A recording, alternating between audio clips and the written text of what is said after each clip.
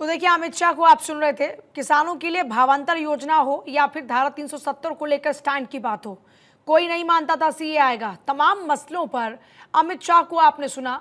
हमारे साथ political editor Aditi नागर जुड़ गई हैं। अदिति, मैनिफेस्टो जो आज रिलीज हुआ है, महायुति का मैनिफेस्टो, इसको किस तरह से आप देखती हैं, इसको किस तरह से आप एनालाइज करती हैं? दी गई है। ये आज भारतीय जनता पार्टी के पूर्व राष्ट्रीय अध्यक्ष गृह मंत्री अमित शाह ने अभी दी है। कुछ दिनों पहले शिंदे सरकार की भी मैनिफेस्टो, महायुति के बिहाफ पर मैनिफेस्टो को रिलीज किया गया था। लगभग दोनों ही मैनिफेस्टो एकदम, जो ये 10 योजनाएं हैं वो सेम है। इसमें किसानों की बात की गई है, लोन माफ की, 25 लाख नौकरियों का जिक्र है, छात्रों को 10,000 रुपए देने की बात है, लाडली योजना 1500 से 2100 करने की बात है, बिजली के बिल में 30% छूट है, वृद्धा पेंशन, ये तमाम जो 25,000 पुलिसकर्मियां, ये तमाम वही हैं जो मुख्यमंत्री हैं, उन्होंने यही योजनाएं दी थी।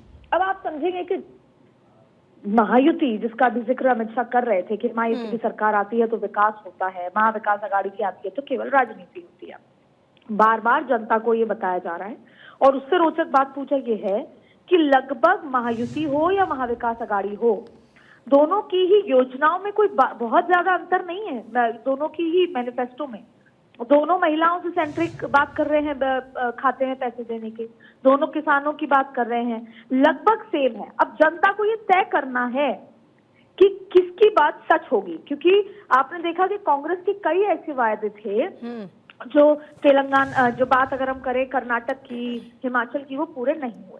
लेकिन ऐसा नहीं है, राजस्थान, हरियाणा, छत्तीसगढ़, जहां पर बीजेपी की सरकारें हैं, वहां पे भी कई वादे पूरे नहीं किए गए। तो ऐसे में अब जनता को तय करना है। लेकिन अमित शाह जब आके कोई बात करते हैं, जब प्रधानमंत्री नरेंद्र मोदी ने अभी 2 दिन लगातार जब दौरे किए, तब जो मैनिफेस्टो, योजना, संकल्प पत्र से रिलेटेड जो कुछ भी कहा, तो कहीं ना कहीं वो एक गारंटी के रूप में बदल जाता है कि अगर मोदी ने कहा है तो वो होके रहेगा, अगर अमित शाह ने कहा है वो होके रहेगा। तो इस बार के चुनाव में अगर मैनिफेस्टो को कंपेयर किया जाए तो मैनिफेस्टो में लगभग दोनों ही तरफ के लोगों की बातें लगभग बराबर जैसी है। और ये बात अलग है कि महाविकास आघाड़ी की 5 बड़ी गारंटियां हैं, तो महायुति के पास 10 बड़ी गारंटियां हैं। अमित शाह ने भी उन्हीं गारंटियों को आज आकर रिपीट किया है।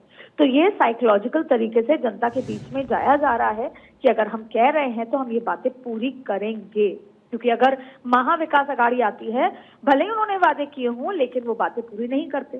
कल प्रधानमंत्री नरेंद्र मोदी ने भी यही बात कही, जैसे 2 दिन पहले कहा था कि उनके महाविकास आघाड़ी के पास न पहिए हैं न ब्रेक है, ड्राइवर सीट के लिए लड़ाई होती है।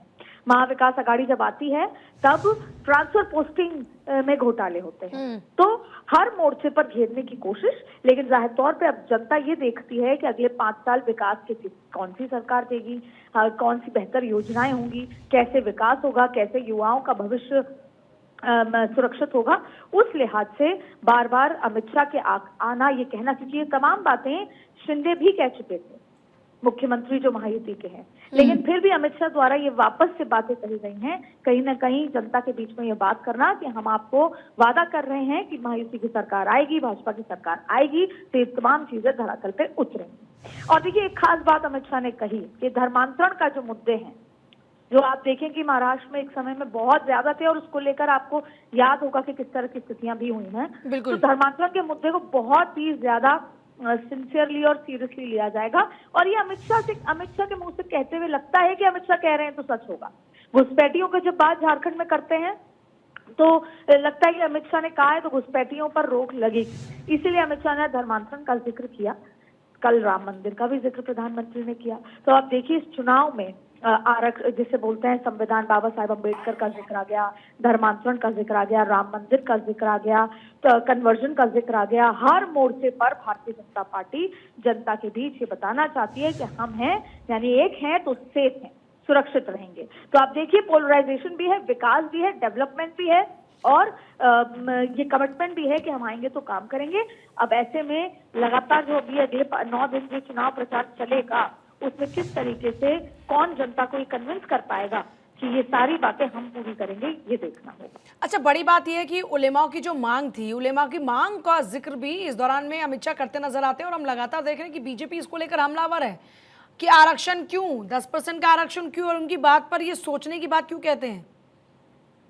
बिल्कुल, क्योंकि महाविकास आघाड़ी ने ये कहा कि अगर केंद्र में सरकार आएगी तो जो 50% की कैपिंग है उसको हम बदल देंगे, उसको हम बढ़ा देंगे अगर केंद्र में आती है तो जाहिर तौर पे ये जो पिछली बार लोकसभा चुनाव में जो आपने देखा होगा संविधान और आरक्षण के मुद्दे पर भारतीय जनता पार्टी को कहीं ना कहीं उस तरह से वोट नहीं मिला था, तो उसी को लेकर इस बार भारतीय जनता अदिति, पार्टी मैं आपके पास वापस लौटती हूँ।